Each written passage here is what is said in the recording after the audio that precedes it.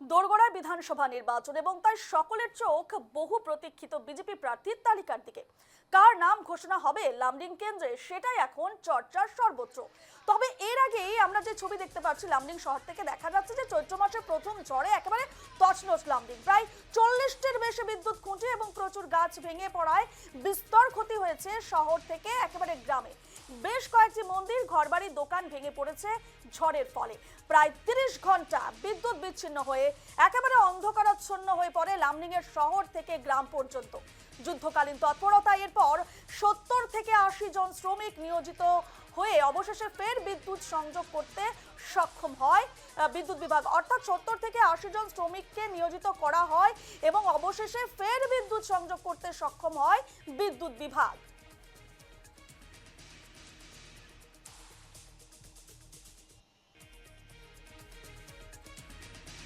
ये तो प्रकृति का देहनता है, लेकिन आया है। लेकिन जो कच्चा घर है, बाउंड्री दिया टीना का घर है, सब उठा के लेके गया है। और सुनने में ये भी आया है कारण का तार भी टूटा हुआ है, ये तो सुना नहीं। जैसे कि गांच गिरने से टूटता रहा, लेकिन जो केबल लाइन होता है गांव गांव में सिंगल लाइन का दिया है, वो भी टूट गया है 2-3 जगह में। अभी हम लोग तो बस्ती बाड़ी में रहने वाला है, गाय पालने वाला है, कारण नहीं आने से हम लोग को भी तकलीफ होगा। इतना दिन से बारिश नहीं था, कुआं में पानी भी कमती है, तो गाँव बस्ती में चलने के लिए तकलीफ होता है, होगा। तो नहीं छोड़ा, ये प्रकृति का देहनता है, कहीं में भी किसी को नहीं छोड़ा है। कम बेश सबका घर में टीना ऊना कुछ ना कुछ हुआ ही है। अभी आदमी होने से तो बहुत हंगामा होता था। अभी प्रकृति का देहनता है, रात में आया, आदमी लोग सोने नहीं सका, उठ के बच्चा लोग को किधर जाएगा क्या जाएगा ऐसा हुआ, रात में लेंगे। ये तो प्रकृति का देहन। দেখতে পাচ্ছেন ছবি আপনারা যে চৈত্র মাসের প্রথম ঝড়ে একেবারে বিস্তর ক্ষয়ক্ষতির মুখে পড়ে রেল শহর লামডিং এর বিভিন্ন প্রান্ত। এ নিয়ে আমাদের লামডিং এর প্রতিনিধি ধীরাজদের এক প্রতিবেদন দেখুন। সমাগত নির্বাচন এবং আর কিছু সমক্ষণ পরেই ঘোষিত হবে বহু যে প্রত্যাশিত যে প্রার্থী তালিকা শাসক দলের এবং বিজেপির প্রার্থী তালিকার দিকে সকলের চোখ। তবে এর মাঝখানে দেখা গেছে চৈত্র মাসের প্রথমেই কিন্তু এক তুফান, এই যে তুফানে সমগ্র লামডিংকে তছনছ করে রেখে দিয়েছে। বিভিন্ন মন্দিরে গাছ ভেঙে এবং বিভিন্ন বাড়িঘরে ক্ষতি হয়েছে। তাছাড়া বিভিন্ন ধরনের সমস্যার সম্মুখীন হয়েছে। প্রায় 30 ঘন্টা বিদ্যুৎ বিচ্ছিন্ন ছিল লামডিং এর শহর এবং গ্রাম। ইতিমধ্যে যে বিদ্যুৎ বিভাগের কর্মচারীদের প্রয়াসের ফলে কিন্তু ফের বিদ্যুৎ সংযোগ সম্ভব হয়েছে। এবং আমি আমার সহযোগী রাহুলকে অনুরোধ ভিতর প্রবেশ করার জন্য। এবং এভাবে দেখো দিন রাত কাজ করছে, গতকাল সারা রাত ওনারা কাজ করেছেন এবং ওনারা থেকে জানবো যে কি ধরনের সমস্যার সম্মুখীন হতে হয়েছে এবং কতটা সমস্যা হয়েছে। কারণ আপনাদেরই জানতে চাইবো যে আপনাদের এই যে বিদ্যুৎ সংযোগ ক্ষেত্রে কতটা কষ্ট হয়েছে, কি কি করতে হয়েছে। নমস্কার। বলছি লামডিং এর যে তুফান হয়েছে পরশুদিন রাত্রে 2:30 বাজে, আমাদের বিদ্যুতের অনেক ক্ষতি হয়েছে। না হলেও কমসে কম 60 থেকে 70টা ইলেকট্রিক পোস্ট ভেঙেছে। গাছপালা তো তারটা ছিঁড়া তো বাদেই।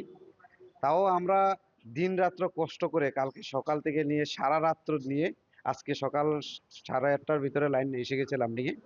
এখন কি সম্পূর্ণ লামডিং সব জায়গায় এসে গেছে? সব জায়গায় না, লামডিং এ মেন লাইন এসেছে। এখন মাত্র রেল কিছু অংশ রেল পেয়েছে। আর আমাদের মেন বাজার ফিডার ফুল টাউন যেটা বলে বাজারটা পেয়েছে। বাকি কৃষ্ণনগরে একটু পেয়েছে, বাকি এখনো পাইনি, চলছে কাম। আশা করি। কতজন কর্মী আপনারা নিয়োজিত করেছেন এই কাজ করার জন্য? মোটামুটি আমাদের সব মিলিয়ে প্রায় 9টা গ্রুপ, তো মোটামুটি 70 থেকে 80 জন মানুষ কাজ করছে।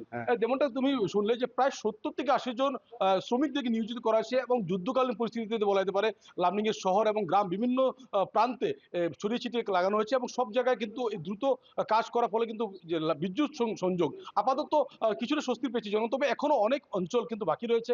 তবে এই যে বিষয়টা আমি আরেকবার কথা জানতে চাইবো, যেহেতু লামডিং এর দুটি কানেকশন, দুটি জঙ্গলের মাঝখান থেকে আসে, সেই জায়গায় আপনাদের কতটুকু সমস্যা হয় তুফান আসলে? আমাদের তুফান আসলে তো বলে লাভ নেই। তুফান আসলেই আমাদের গাছ পড়ে, যেহেতু পাহাড়ের মাঝখান দিয়ে আমাদের লাইন, দুটো লাইন।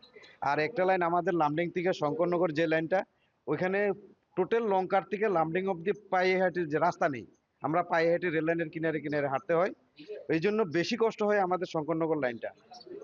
এই লাইনটা আমরা কালকে সারা রাত্র এদিকে হাতির রাস্তা, হাওয়াইপুর যে জায়গায় ট্রেনে হাতি মেরেছে আপনারা শুনেছেন কিছুদিন আগে, একদম সেম ওই জায়গাতেই আমাদের তার ছিঁড়েছিল, 6টা পোল ভেঙেছিল। তো কালকে সারা রাত্র আমরা ওইখানে কাজ করেছি। কতটা ইলেকট্রিক পোল ভেঙেছে? সর্বমোট লামডিং এর সব মিলিয়ে মোটামুটি 40 থেকে 50টা পোল এখন যেমনটা শুনে 40 থেকে 45টা মতো পোল ভেঙে গেছে, বিদ্যুতের যে খুঁটা, যে বিদ্যুতের খুঁটি হচ্ছে ভেঙে গেছে। এবং যেহেতু যাতায়াতের জন্য সুগম পথ নয়, তাই ওনারা পায়ে হেঁটে এবং রেল লাইনের ধারে গিয়ে সারা রাত জেগে কিন্তু এইভাবে জনগণের যাতে সুবিধা হয় সেদিকটায় নজর রেখে ওনারা এইভাবে দিন রাত কাজ করে ফের লামডিংয়ে বিদ্যুৎ সংযোগের ব্যবস্থা করেছে। ক্যামেরায় রাহুলের সহযোগিতা Dhiraj report, news day Bangla.